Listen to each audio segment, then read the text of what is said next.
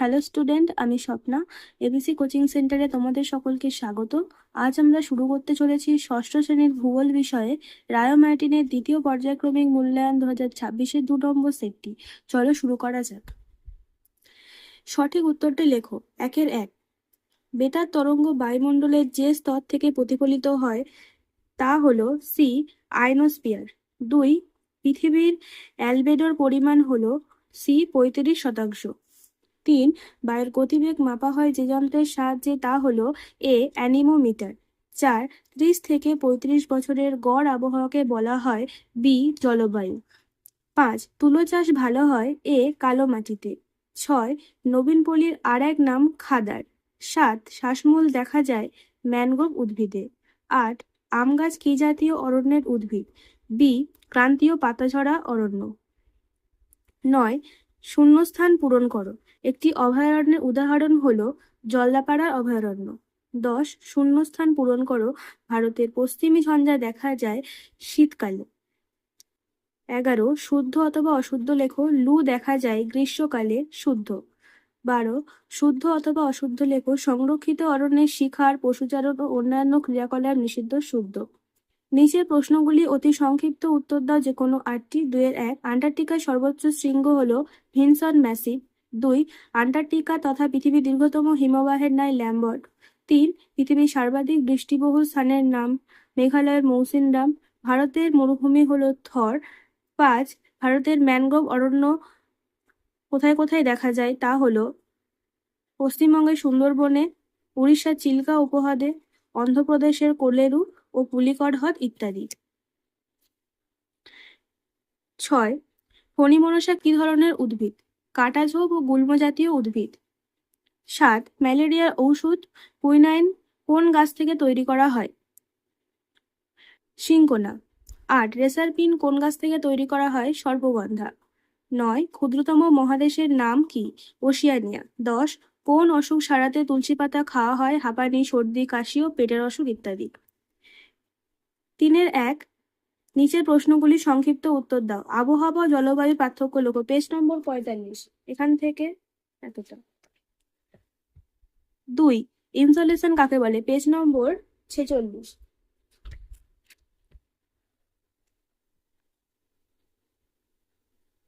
এখান থেকে এতটা। 3, বায়ুর আর্দ্রতা কাকে বলে? পেজ নম্বর 47। এখান থেকে এতটা। 4, ল্যাটেরাইট মাটি সম্পর্কে যা জানো লেখো। পেজ নম্বর 84।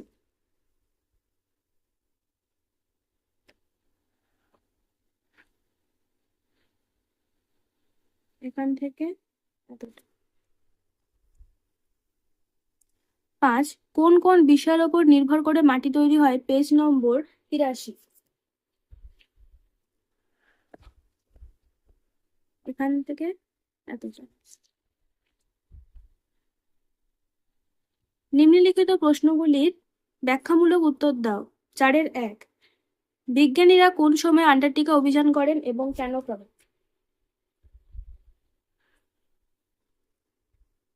পজ করে দেখে নিও। এখান থেকে এতটা। তারপরে 2, আন্টার্কটিকায় বিশ্ব উষ্ণায়নের কি প্রভাব দেখা দেয়? পেজ নম্বর 42।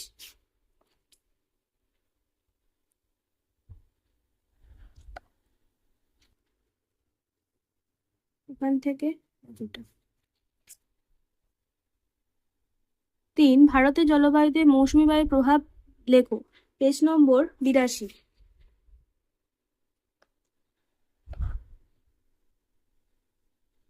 এখান থেকে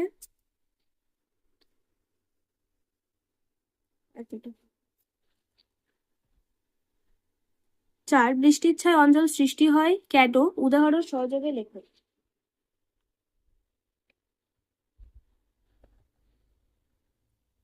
পজ করে নাও।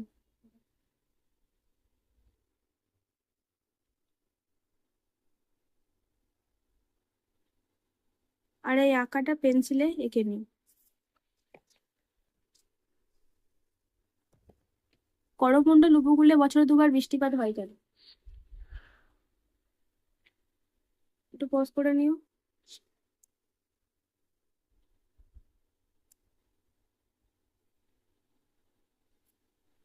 এতটা। এবার আছে 5-1, পৃথিবীর বায়ুমণ্ডলের স্তর বিন্যাস করো ও যে কোনো 3টি স্তরের বৈশিষ্ট্য দেখো। পেজ নম্বর 31। 5-1, এটাও একটু পজ করে নিও।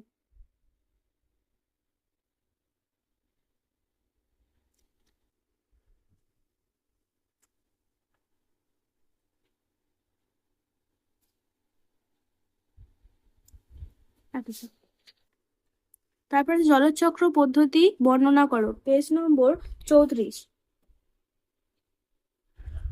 জলচক্রের পদ্ধতি হচ্ছে কি, এখান থেকে এতটা। আর লাস্ট প্রশ্ন 3, বিশ্ব উষ্ণায়ন কি ও পরিবেশের ওপরের প্রভাব। পেজ নম্বর 38। বিশ্ব উষ্ণায়ন এখান থেকে এতটা এবং এর প্রভাব এখান থেকে এতটা।